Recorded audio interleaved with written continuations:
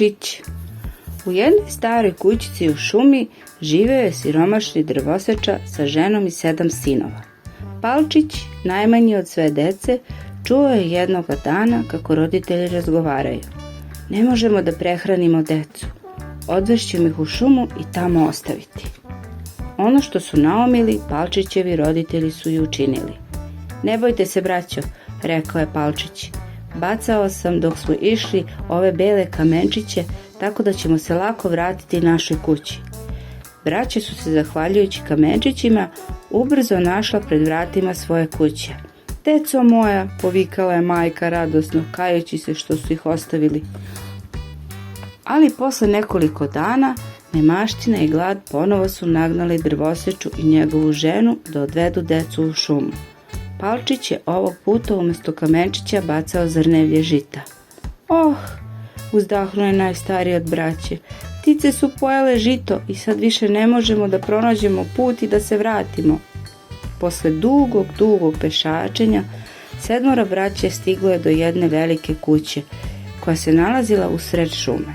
Palčić je zamolio domaćicu da ih pusti unutra da prenoće. Dobra žena se sažalila na decu i smestila ih u 7 ćupova.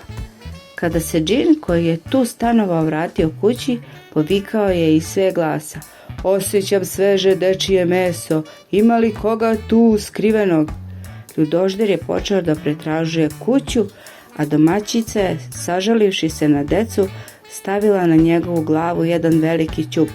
"Bežite, bežite!" doviknula je mališanima.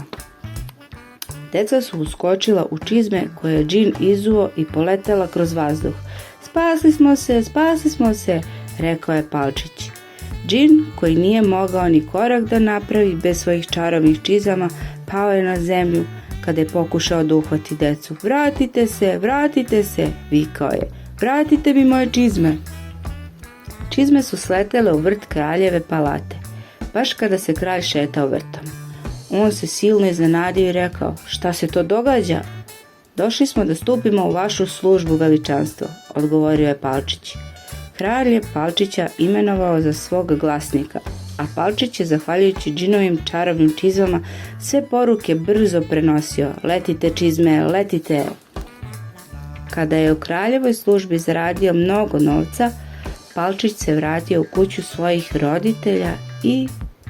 "O, kako sam srećna," govorila je majka, "ponovo smo svi na okupu i više se nikad nećemo razdvajati."